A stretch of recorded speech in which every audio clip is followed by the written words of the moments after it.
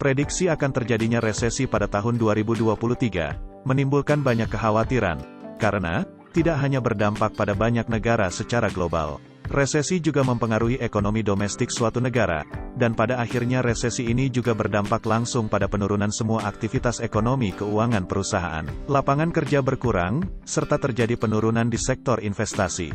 Resesi terjadi karena melemahnya perekonomian global, dan akan berpengaruh terhadap perekonomian negara-negara di seluruh dunia.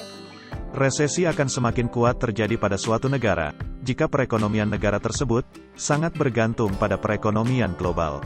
Seperti suatu negara yang memiliki ketergantungan sumber energi yang besar dari negara lain, akan sangat berpotensi mengalami resesi di tahun 2023. Tidak tersedianya pasokan energi yang cukup, akibat harganya yang terlalu tinggi, menyebabkan terjadinya pemadaman listrik secara besar-besaran, yang secara otomatis akan melumpuhkan hampir seluruh aktivitas perekonomian di negara tersebut.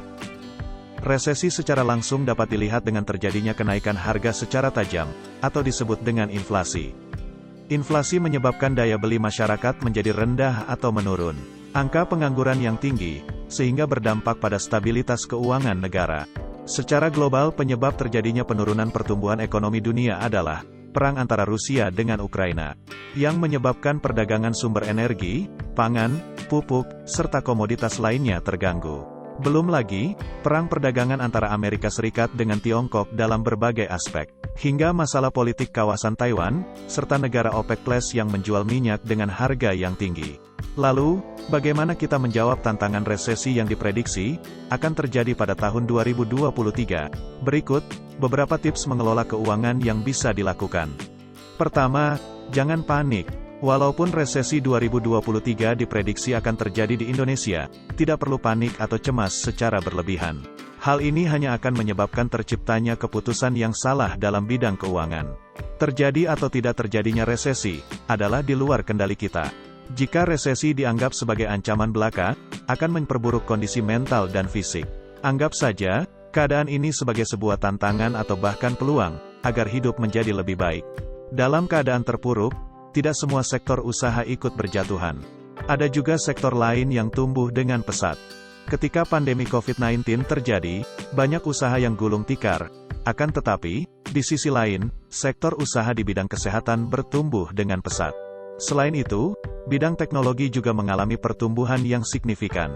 Misalnya, aplikasi ojek daring dan aplikasi meeting online sangat banyak digunakan dalam melaksanakan aktivitas sehari-hari selama pandemi. Jadi, pertama-tama, penting untuk menyadari bahwa terjadinya resesi merupakan faktor eksternal, itu di luar kendali kita. Yang bisa dilakukan adalah membuat keputusan yang tepat. Bagaimana menentukan sikap agar bisa menghadapi resesi? Tips yang kedua, minimalisir pengeluaran yang sebenarnya tidak diperlukan. Kebiasaan membeli barang yang tidak perlu hanya akan menghabiskan uang secara sia-sia. Minimalisir pengeluaran yang tidak penting, dan alokasikan uang tersebut menjadi tabungan, yang dapat meningkatkan dana darurat demi menghadapi krisis ekonomi. Cara yang ketiga, segeralah untuk membayar hutang. Segera lunasi hutang perbankan, demi menghindari atau memperkecil dampak dari resiko kenaikan suku bunga yang sering terjadi saat inflasi. Berusahalah untuk membayar semua jenis hutang, baik untuk keperluan konsumsi maupun hutang untuk bisnis usaha. Tips keempat, cari penghasilan tambahan di luar gaji pokok. Pelajari keahlian baru atau manfaatkan keahlian yang sudah dimiliki sebagai alat untuk penambah penghasilan. Cara ini bisa mengatasi berbagai permasalahan keuangan, seperti jika sewaktu-waktu terkena PHK oleh perusahaan. Kita juga bisa memenuhi kebutuhan pokok dan BBM, yang harganya akan naik saat terjadi inflasi. Pelunasan hutang perbankan dapat dilakukan dengan cepat. Kamu juga bisa melakukan investasi secara tepat dan berkala. Tapi perlu diingat lagi bahwa, jangan gunakan semua uangmu untuk berinvestasi, apalagi hanya memilih satu jenis tempat investasi. Saat inflasi terjadi, akan banyak harga saham yang menurun, atau berada di titik terendah. Buatlah banyak pertimbangan sebelum membeli, dan juga, belilah beberapa persen saham saja. Sehingga kamu masih memiliki dana yang cukup, untuk menghadapi tantangan perlambatan ekonomi, akibat resesi. Pada akhirnya terjadi resesi atau tidak, mengelola keuangan dengan tepat perlu dilakukan, agar tingkat perekonomian menjadi lebih baik. Jika kamu memiliki tips lain, Silakan komen video ini. Sekian tips keuangan kali ini. Terima kasih sudah menonton dan sampai jumpa di video keuangan berikutnya.